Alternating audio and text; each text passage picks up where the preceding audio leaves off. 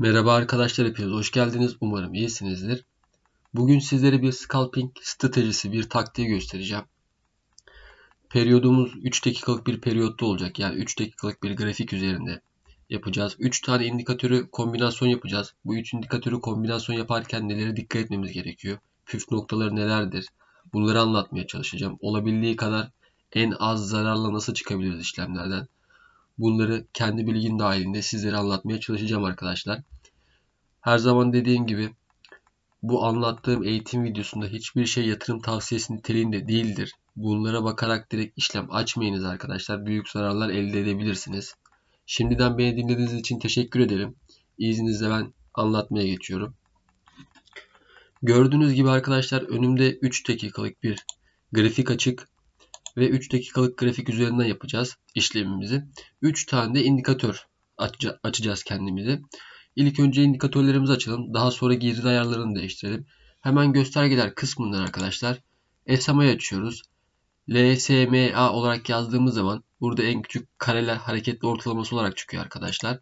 Daha sonra hepimizin bildiği yine MACD'ye bir kere tıklıyoruz. Yine aynı bu şekilde bu da gömülüler içinde. Ve diğer indikatörümüz de stokastik arkadaşlar. Buradan da stokastiğimize bir kere tıkladığımız zaman 3 tane indikatörümüz, göstergemiz de karşımıza çıkıyor gördüğünüz gibi. Tabi bunların girdi ayarlarını yapacağız. Hepsinin girdi ayarlarını değiştireceğiz. Öncelikle SMA üzerinden başlayalım.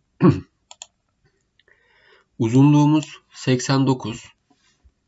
Rengini değiştirelim, daha net görünür bir şekilde olsun. Biraz da kalınlaştırdım mı tamamdır. 89'da SMA'yı kullanıyoruz arkadaşlar. MACD'mizin girdi ayarlarını şöyle yapıyoruz. Hızlı uzunluk 5, yavaş uzunluk 34, diğer uzunluğumuz ise 5 arkadaşlar gördüğünüz gibi. Tamam diyorum. Daha sonra stokastiğimizin ayarını yapıyoruz. Her zaman düşük periyotlarda ben genelde hep kullandığım bir ayardır bu.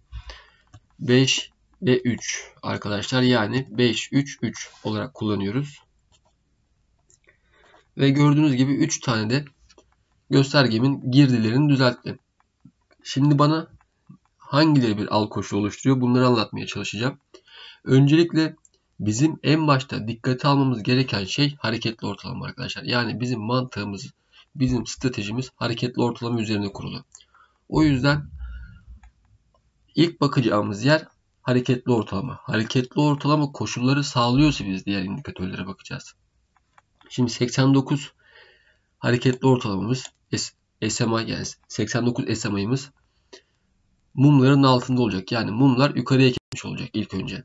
Daha sonraki koşullar ise MACD'nin ve stokastiğin al vermesi durumu. Aynı anda üçünün de al verdiği durumlar da oluyor. Bazen tek bir indikatör ile al verip onunla sinyali giriyoruz. Burada nelere dikkat etmemiz gerekiyor? Sizlere bunları anlatmaya çalışacağım şimdi izninizle.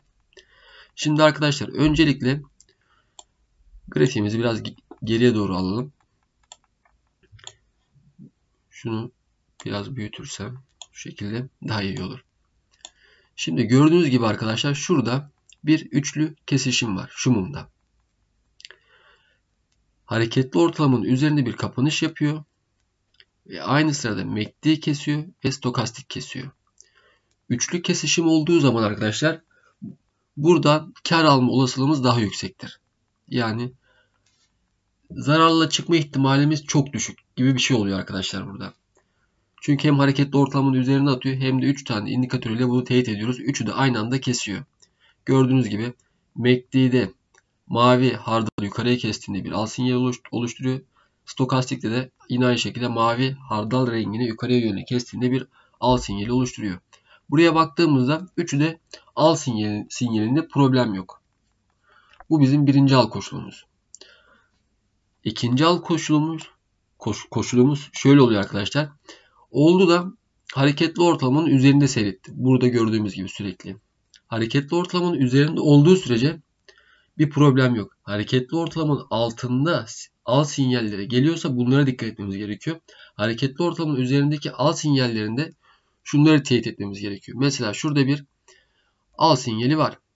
Burada MACD kesmiş ama stokastik daha önceden kesmiş. Şimdi hareketli ortalama üzerindeyken fiyatlar tek bir indikatörü kullanabiliriz. Nasıl kullanabiliriz? Zaten hareketli ortalamanın üzerinde fiyatlar.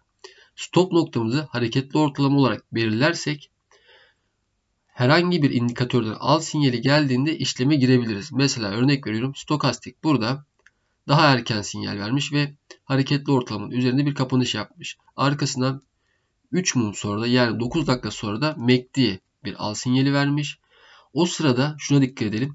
MACD al sinyali verdiğinde hareketli ortalamanın hala üstünde ve stokastik o durumda al koşulunda hala. Yani koşulumuz al oluyor. Bu sefer de ne olmuş oluyor? 3 tane ana koşulumuza ala geçmiş oluyor. Bunun tam tersi de olabilir. İlk önce stokastik al vermiş olur. Daha sonra arkasından MACD veya da ilk önce MACD al vermiş olur. Daha sonra arkasından stokastik de al vermiş olur. Önemli olan burada hareketli ortalamanın üzerinde olması. Zaten burada anlattığım gibi 3 tane koşul aynı anda kesiştiği zaman, yani burada neydi bunlar? Hem hareketli ortalama üzerinde bir kapanış, hem MACD kesiyor ve hem arkasından stokastik kestiği zaman bundan kar alma olasılığımız yüksektir. Kesindir demiyorum, yüksektir. Başka örnek göstereyim size arkadaşlar mesela. Şurada yine aynı şekilde bu sefer de MACD erken kesmiş şu mumda. Bu mumda kesmiş arkadaşlar. Ama o sırada stokastik aşırı satım bölgesinde. Az önce de söylediğim gibi neye dikkat ediyoruz? Hareketli ortalamanın üzerinde olmasına dikkat ediyoruz. Hareketli ortalamanın üzerinde kaldığı sürece birinin kesmesiyle işleme girebiliriz. Ama hiçbir zaman stop koymayı unutmayalım. Stopumuz her zaman hareketli ortalama olur arkadaşlar. Yani burada bir işleme girdiysen hareketli ortalamanın altında bir kapanış stop ettirir bizi. Yani şurada bir hareketli ortalama altında bir kapanış var. Bu bizi stop ettirir. Buna dikkat etmemiz gerekiyor. Biraz daha derine gidelim şöyle.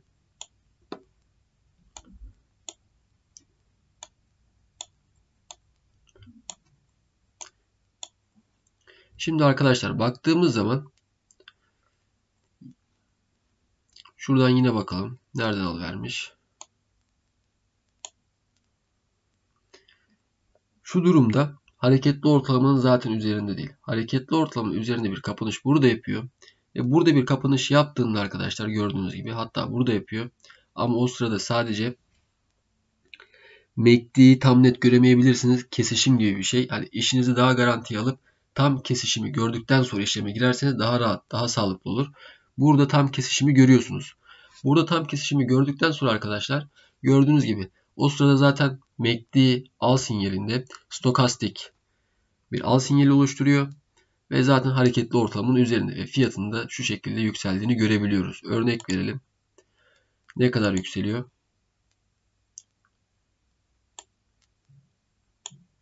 Ki bir de bu arkadaşlar 3 dakikalık bir periyot. Buna dikkat edelim. Çünkü 3 dakikalık bir periyotta çok büyük bir karlar beklemeyin ama trend yönündeyseniz trend yönünde büyük karlar alabilirsiniz.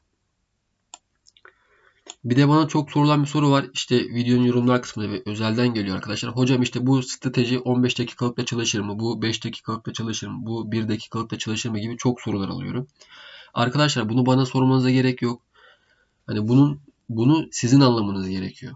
Hani ben sana çalışır desem veya X periyotta çok iyi çalışıyor desem bunun hiçbir faydası yok. Senin bu grafiği açıp orada denemen gerekiyor. Gözünle bakman gerekiyor.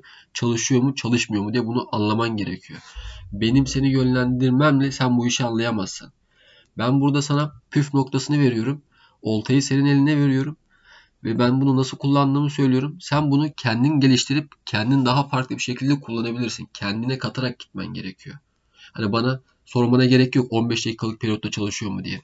Aç 15 dakikalık periyodu aynı ayarlarla. Bak bakalım çalışıyor mu çalışmıyor mu? Buna sen karar vermen gerekiyor. Benim değil. Zaten her strateji her grafikte aynı derecede çalışmaz. Her periyotta da aynı derecede çalışmaz. Bu yüzden de bunları denememiz gerekiyor. Finans piyasası bizim sabrımızın sınandığı yerdir arkadaşlar. Bunu hiçbir zaman unutmayalım. Şimdi arkadaşlar burada yine üçlü bir kesişim var. Hem hareketli ortalama hem MACD hem de stokastik aynı anda kesiyor. Ve mum üstü kapatıyor ve arkasından 0.70'e yakın 0.50 hatta 0.70 tarzında bir mum geliyor. 3 dakikalık bir periyotta gerçekten çok muazzam bir kârdır bu. Önemli olan nereden gireceğimizi bilmemiz gerekiyor işlemlere. Ve dediğim gibi her zaman hareketli ortalama altındayken istisnalar dışında işleme girmeyin. Yani şu şekilde bir yükseliş gelmiştir. Şöyle arkadaşlar. O sırada MACD de keser, stokastik de keser aynı anda. Ama hareketli ortalamanın altında risk almanıza gerek yok. İlla ben risk alacağım derseniz riskinizi alın ama stopunuzu yakın tutun. Biraz daha geriye alıyorum. Şurada gördüğünüz gibi. Şimdi şuraya baktığımız zaman arkadaşlar. Burada bir MACD al koşulu oluşturmuş. Yukarıya kesmiş. Ama hem birbirine çok yakın. O sırada da hem hareketli ortalamanın altında hem de stokastik al vermiyor. Şimdi imlecimizi ilerletelim ve tam şu köşede hem hareketli ortalamanın üstünde bir mum kapanışı yapıyor hem MACD hala bir alda ve arkasından stokastik de artık bir ala geçiyor. Gördüğünüz gibi üçü de aynı anda kestirdiği zaman şuradaki kar oranı gerçekten muazzam bir kar oranı olur arkadaşlar. Şuraya baktığımız zaman ve 3 dakikalık bir periyotta gördüğünüz gibi %1,5 şeklinde bir kar bırakıyor. Önemli olan sabretmek, işleme doğru yerden girmek. Ben hızlı para kazanayım deyip buralarda hareketli ortalamanın altında risk alıp işleme girmeyin. Para kaybedersiniz. Dediğim gibi ana koşulunuz her zaman hareketli ortalama olsun. Hareketli ortalamaya göre bir adım atın işlem açmadan önce. Bunlara dikkat ettiğiniz sürece kazanırsınız da kaybedersiniz de ama kaybetseniz bile hiç yoktan bir stratejiniz var ve mantıklı zarar edersiniz. Yani stop olursunuz. Stop olmak zarar değil, zarar değildir arkadaşlar. Kusura bakmayın söyleyemedim. Stop olduğunuz zaman zarar ettin diye düşünmeyin. Aslında belki büyük bir felaketten kurtulduğunuz gibi düşünün. Eğer stop olmasaydınız belki paranızın %10'u %20'si gidecekti. Ama orada stop oldunuz %0.15 verdiniz. Daha karlı olursunuz yani. O yüzden hiçbir strateji %100 çalışmaz ama kurallara uyduğumuz sürece biz sadece paramızı korumayı ve en minimi zararla ayrılmayı hedefliyoruz her zaman. Yani en az zararla nasıl çıkarız? Para kazanmaya odaklı değiliz. En az zararla nasıl çıkarız'a odaklı olursak para kazanırız zaten arkadaşlar. Benim bu eğitim videosu hakkında anlatacaklarım bu kadar. Umarım anlattıklarımı anlamıştırsınız. Faydasını görürsünüz. Dediğim gibi anlattığım eğitim videosunda hiçbir şey yatırım tavsiyesi niteliğinde değildir. Bunlara bakarak işlem açmayın. Büyük zararlar elde edebilirsiniz arkadaşlar. Bir sonraki eğitim videosunda görüşmek üzere. Hepinize bol kazançlar diliyorum. Hoşça kalın. Görüşürüz.